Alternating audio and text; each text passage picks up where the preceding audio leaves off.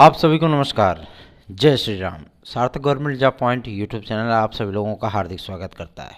यदि आप इस चैनल पर नए हैं तो चैनल को सब्सक्राइब, वीडियो को लाइक ज़रूर करिए और शेयर कर देंगे तो और भी अच्छी बात है।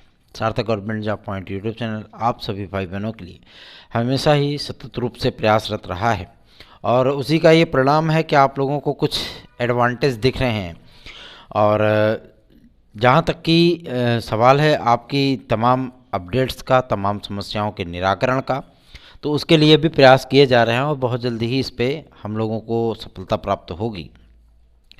चलिए खबरों की शुरुआत करेंगे। उसके पहले यदि आप सभी लोगों को TET, CTET, super TET, TGT, PGT, LTGSC, UP constable, खंड शिक्षा अधिकारी, यूपी ट्रिपल एससी की किसी भी भर्ती परीक्षा में यदि आपको सफल होना और उसमें निश्चित सफलता प्राप्त करनी है तो आपको सार्थक government job point YouTube channel का नोट 9721411385 इस व्हाट्सएप नंबर पर प्राप्त हो सकता है। आप लोग इसे प्राप्त करिए, बेहतरीन तैयारियां करिए। सार्थक government job point YouTube channel के माध्यम से आप सभी लोगों को बेहतरीन से बेहतरीन मैटर उपलब्ध कराया जाएगा और जब तक आपकी परीक्षा नहीं हो जाएगी, ठीक है ना, तब तक आप सभी लोगों को एक सहयोगात्मक हेल्पिंग नेचर, चाहे वो एक्सपर्ट टीम के माध्यम से हो, चाहे वो आपको ग्रुप में ऐड करके जो है टीचरों के माध्यम से आपकी समस्याओं के निराकरण के हो, स्किल डेवलपमेंट के लिए हो, सारी चीज़ों को जो है आप सभी लोगों को बताया जाएगा किस तरीके से आपको तैयारी करनी है और एग्ज़ाम का सामना कैसे करना है। चलिए खबरों की शुरुआत कर लेते हैं और फटाफट आप सभी लोगों को सारी अपडेट दे देते हैं। सबसे अहम बात ये कि जो आप सभी लोग 72,825 की काउंसलिंग को लेकर के जद्दोजहद में लगे हुए हैं, उसको लेकर के एक याचिका हो चुकी है हमारी सर्वोच्च न्यायालय में और बहुत जल्दी ही इन सारी चीज़ों पर सुनवाई भी आरंभ होगी और पूरा यकीन है कि आप लोगों को निश्चित ही न्याय मिलेगा। क्योंकि अभी तक आप लोगों ने देखा होगा कि ना तो फीस वापसी हुई है और ना ही विद्यार्थियों को कोई रिलैक्स मिला है। तो हमारे जितने भी याची हैं उनका लाभ मिलना चाहिए, उनकी काउंसलिंग होनी चाहिए और हमारे समस्त याचियों को जो है इसका लाभ अवश्य ही मिलेगा। जिस तरीके से हम लोगों को 69,000 शिक्षक भर्ती में एडवांटेज मिला कि 31 अप्रैल मई तक जो है वो चीज़ें क्लियर करने के लिए कोर्ट ने कहा है कि आप आदेश का अनुपालन करिए, तो जाहिर सी बात है कि अब आवेदन तो ले लिए गए हैं, है ना। तो आवेदन लेने के उपरांत अब विद्यार्थियों की काउंसलिंग आदि होगी और चीज़ें जो है वो सेटलमेंट उसका जारी हो गया है, ठीक है ना। तो आप लोगों से मैं इस बात के लिए भी गुजारिश करना चाहता हूं कि आप लोग सर्वोच्च न्यायालय में हमारी याचिका से जुड़ने के लिए आप चाहें तो पार्टिसिपेट कर सकते हैं, कोई बंदिश नहीं है, आपकी अपनी यथाशक्ति यथा भक्ति। चलिए खबरों की शुरुआत में आगे बढ़ते हैं। किसी भी प्रकार का पेपर हो, चाहे वो केवीएस का हो, डीएसएसबी का हो, कुछ भी हो, मतलब पेपर दे के विद्यार्थी आया नहीं, पेपर आउट। और बड़े गर्व से जो है मतलब संस्थाएं इसको एक्सेप्ट भी कर लेती, कुछ संस्थाएं अच्छी होती है जो एक्सेप्ट कर लेती है और कुछ पीएनपी जैसी संस्थाएं होती है वो तो शुरू से लेकर अंत तक बोलती रहती हैं कि नहीं नहीं नहीं पेपर आउट नहीं हुआ है, भले ही चाहे जितनी चीज़ें तथ्य जो है मीडिया में आ जाए, नहीं पेपर मतलब आउट नहीं हुआ तो मतलब आउट नहीं हुआ। पीएनपी हमेशा इनकार करता रहा है। यह तो भलाई हो केवीएस की, केंद्रीय विद्यालय संगठनों की, जिन्होंने एक्सेप्ट किया कि हाँ पीआरटी का और टीजीटी का पेपर लीक हुआ है, ठीक है ना। विद्यार्थी इतना मेहनत करके जाए, तैयारी करके जाए, एग्ज़ाम हॉल से बाहर निकले नहीं कि पता चला पेपर आउट। अब बताइए, अब तो मतलब ऑनलाइन हो रहा है तब भी दिक्कत है, ऑफलाइन होता था तब तो गचर मचर होते ही था, है ना। तो ससुरवा पेपर कराए तो कराए कैसे कराए। है ना। तो जाहिर सी बात है इतने व्यापक स्तर पर ऑनलाइन परीक्षाएं सुटेबल नहीं होंगी, आप इसके लिए ऑफलाइन ही करा सकते हैं। और सबसे बड़ी चीज़ ये है कि आप उसमें काफ़ी सारी चीज़ों को इंक्लूड कर सकते हैं कि बायोमेट्रिक टेस्ट हो गया, है ना। जिस तरीके से आधार कार्ड को एक पूरा तरीके से बायोमेट्रिक आई कार्ड बनाया गया है, उसी तरीके से आप भी चाहें तो सारी चीज़ें वो कर सकते हैं, लेकिन इसमें थोड़ा सा सिस्टम का इस्तेमाल करना होगा और जब ये टेक्नोलॉजी है तो आप कर सकते हो। इससे काफ़ी कुछ भ्रष्टाचार को जो है हटाने में मदद मिलेगी, ठीक है ना। और जब विद्यार्थी क्वालिफाई हो जाए, पास हो जाए, तो पास होने के बाद भी उसका बायोमेट्रिक टेस्ट होना चाहिए और जब वो विद्यालय में पढ़ाने जाए तो भी उसका बायोमेट्रिक टेस्ट होना चाहिए, फ़ोटो खींच करके उसी फाइल को लगाना चाहिए और हर जो मतलब उनको प्रोविजनल पीरियड में डालना चाहिए कि चलो भाई 1 साल के लिए बाकायदा मॉनिटरिंग होगी, जो वही पढ़ाएगा उसी के अकाउंट में जो है पेमेंट जाएगी, तो जाहिर सी बात है सब सत्यानाश हो जाएगा, कोई किसी के जो है लिए साल भर बैठा ही नहीं पाएगा, है ना, चीज़ें आसान हो जाती हैं। लेकिन क्या है, स्थितियाँ परिस्थितियाँ जस की तस बनी हैं। काफ़ी कुछ चीज़ों का सुधार किया जा सकता है। बात करते हैं आपके एलटी ग्रेड और जीआईसी प्रवक्ता को लेकर के। देखिए, एलटी ग्रेड जीआईसी प्रवक्ता के लिए विद्यार्थी कह रहे हैं कि जीआईसी प्रवक्ता का विज्ञापन ले लिया जाए। नहीं, जीआईसी प्रवक्ता का विज्ञापन तो हम अकेले नहीं लेने वाले, है ना, सीधी सी बात है। हमको एलटी ग्रेड और जीआईसी प्रवक्ता दोनों एक साथ चाहिए, ठीक है। और रही बात एक्विवेलेंट समकक्ष संबंधी शब्दों के लिए, तो हम भी यही चाहते हैं कि इस समस्या का समाधान होना चाहिए। जिस तरीके से खंड शिक्षा अधिकारी में भी समकक्ष शब्दों का इस्तेमाल होता है, आखिर बीएड के समकक्ष किसको मानोगे?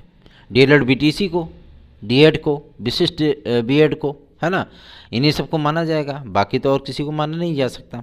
तो जब ऐसी परिस्थितियां हैं तो जाहिर सी बात है कि उनको एक समकक्ष के स्थान पर उनको रख दीजिए, बोल दीजिए सीधे सीधे कि ये डिग्रियां वाले विद्यार्थी जो है अप्लाई कर सकते हैं इसमें।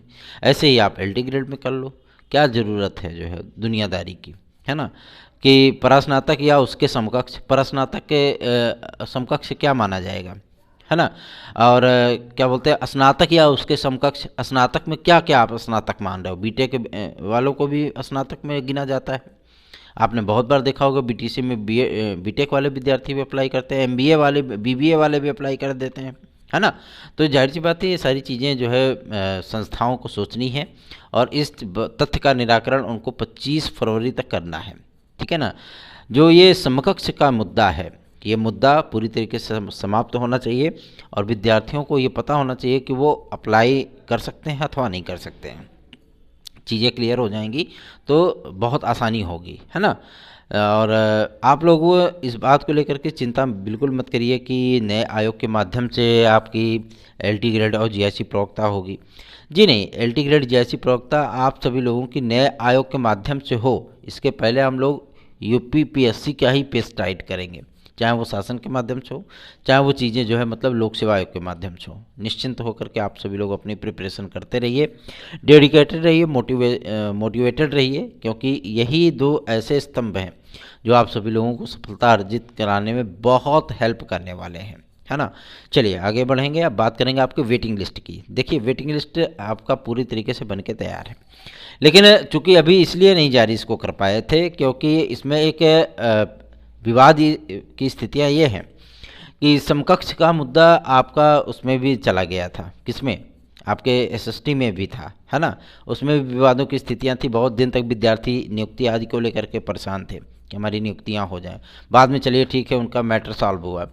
तो अब यही स्थितियाँ आपकी जो है कला विषय में भी आ गई, इनकी भी नियुक्तियाँ होनी चाहिए। हमने कहा था ना कुछ अधिकारियों पर गाज गिरेगी, अभी और भी अधिकारी जो है मतलब जाएंगे, क्योंकि शासन की जो वक्र दृष्टि है जब जिसके ऊपर पड़ती है तो वो उसका कल्याण होना तय है, ठीक है ना, उसमें कोई चिंता वाली बात नहीं है। और मैं एक बात आप सभी लोगों को स्पष्ट करना चाहता हूं कि आप लोग तथ्यहीन जो है चीज़ों को मत सुनिए, मत देखिए। और सबसे बड़ी चीज़ ये है कि आप लोग अपने मन को, अपने आत्मविश्वास को कभी कमज़ोर मत होने दीजिए, क्योंकि यही एकमात्र ऐसा जरिया होता है जिसके माध्यम से आप सभी लोग सफलता प्राप्त कर सकते हैं। बात करते हैं आपके एडेड जूनियर हाई स्कूल शिक्षक भर्ती को लेकर के, उसका एडवांटेज दिखने लगा है। एडेड जूनियर हाई स्कूल शिक्षक भर्ती की प्रक्रिया बहुत जल्दी ही स्टार्ट होने वाली है और जितने भी आपके 50% वाले जो विद्यार्थी आवेदन नहीं कर पाए थे, उनका विवाद था, उन विवादों का निपटारा करने के लिए मैराथन बैठकों का दौर शुरू हो चुका है, ठीक है ना। जितने भी मामले हैं, जितने भी चीज़ें हैं, उन सभी का पटाक्षेप करने के बाद आप लोगों की मेधा सूची बहुत जल्द ही जारी की जाए, उसकी काउंसलिंग कराई जाए और कोशिश की जाए कि 1 अप्रैल नए शैक्षिक सत्र से आप सभी लोगों को नियुक्तियाँ आदि प्राप्त हो जाएं, ठीक है ना। चिंता मुक्त होकर के आप सभी लोग अपनी तैयारियाँ कर सकते हैं। बात करेंगे आपके प्राथमिक शिक्षा भर्ती को लेकर के। देखिए, प्राथमिक शिक्षा भर्ती के लिए पूरी तरीके से गवर्नमेंट तैयार है, चाहे वो यूपी टेट 2023 का विज्ञापन हो। इस बार दो बार आपको यूपी टेट देखने के लिए मिल सकता है, एक जून में और एक आपका दिसंबर में, है ना। वर्ष में 2 बार टीईटी होगी। जाहिर सी बात है, नया आयोग कराएगा तो उसके पास और कोई कार्य तो होगा नहीं, भले ही इतने सारे भर्ती संस्थान एक जगह आकर के जो है एकत्रित हो रहे हैं, पूरा कुनबा इकट्ठा हो रहा है शिक्षा जगत का, तो जाहिर सी बात है इसमें विद्यार्थियों का लाभ की स्थितियाँ हैं।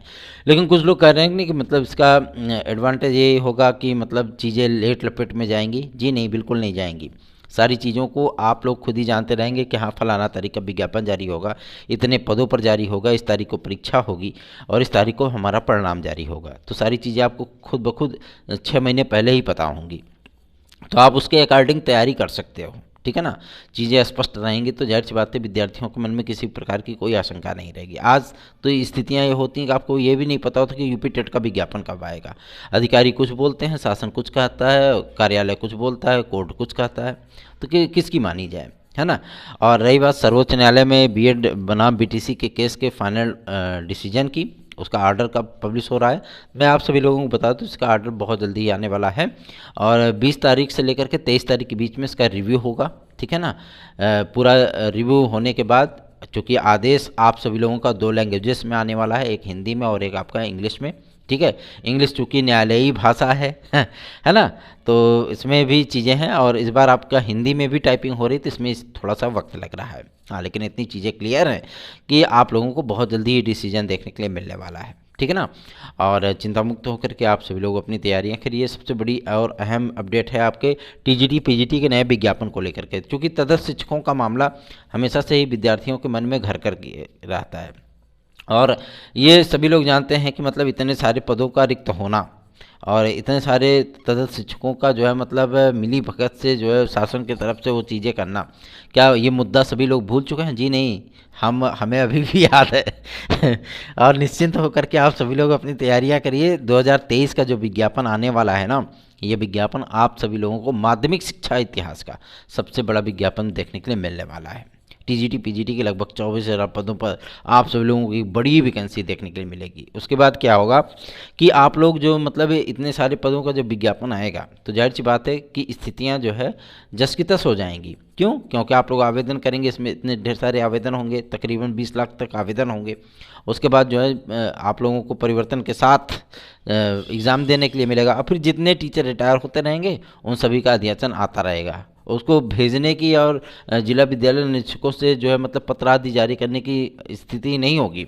वो एक पोर्टल बनाया जा रहा है, उसी पोर्टल पर जो है सारी चीज़ें वो अपलोड होती रहेंगी, अपडेट होती रहेंगी कि हाँ फलाना इस ज़िले में इतनी सीटें खाली है, इस ज़िले में इतनी सीटें खाली हैं, तो आपका उसी के अकॉर्डिंग जो है वो विज्ञापन जारी होता रहेगा।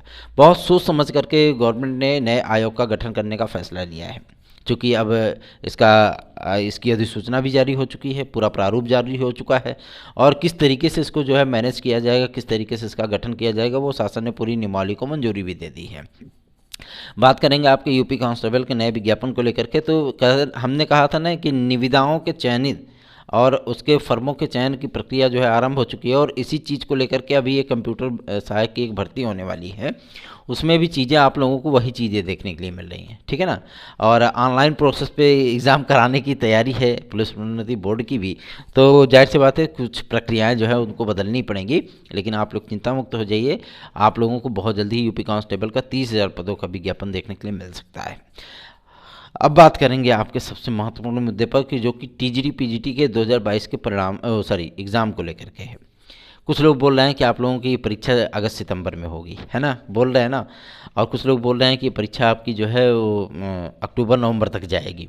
मैं आप सभी लोगों को बता देना चाहता हूँ ये परीक्षा ना अक्टूबर नवंबर में जाएगी, ना सितंबर में जाएगी, ना जुलाई में जाएगी। ये परीक्षा आप सभी लोगों की जून में हो जाएगी। ठीक है ना, तो जून में आप सभी लोग तैयारियां करिए। और रही बात आपकी एलटी ग्रेड और जीएससी प्रवक्ता की, मई में इसके लिए तैयार हो जाइए। आज भी मैं यही चीज़ बोल रहा हूँ, मई में इसके लिए तैयार हो जाइए, क्योंकि जब आयोग जो है मतलब अपनी भ्रिकुटी टेढ़ी करेगा ना तो आपको केवल 35 डेज़ के अंदर तैयार होने के लिए कह देगा कि आप तैयार हो जाइए एग्ज़ाम। ऐसे ही 2018 एलटी ग्रेड में भी हुआ था, कितनी ताबड़तोड़ तैयारियां विद्यार्थियों ने की थी, इसलिए ज़्यादा उन विषयों की जो है मेरिट जा भी नहीं पाई थी। आज भी विद्यार्थी उसी स्थिति में है, क्योंकि एलटी ग्रेड और जीएससी प्रवक्ता का जो स्तर होता है वो टनाटन होता है एकदम। ठीक है ना, टीजीटी और पीजीटी से लगभग जो है 80 गुना ऊपर टनाटन होता है। तो जाहिर सी बात है उसी आधार पे आपको तैयारी करनी पड़ेगी, संपूर्ण सिलेबस को कवर करना पड़ेगा। एक एक छोटे छोटे फैक्ट को भी आप सभी लोगों को ध्यान देना होगा, क्योंकि अगर पहला क्वेश्चन पहले पेज से के जो है भूमिका से बनाया जाएगा तो दूसरा क्वेश्चन लास्ट के एकदम जो है भरत वाक्य से भी बनाया जा सकता है ना। चीज़ें यही आप सभी लोगों को देखने के लिए मिलती हैं, क्योंकि परीक्षा का स्वरूप लगातार बदल रहा है, कंपटीशन का स्वरूप लगातार बदल रहा है। तो आप लोग बेहतरीन तैयारियां करिए। सार्थक government job point YouTube channel को अधिक से अधिक स्नेह और सब्सक्राइब शेयर जरूर करिए। धन्यवाद। आप सभी का दिन शुभ हो। जय श्री राम।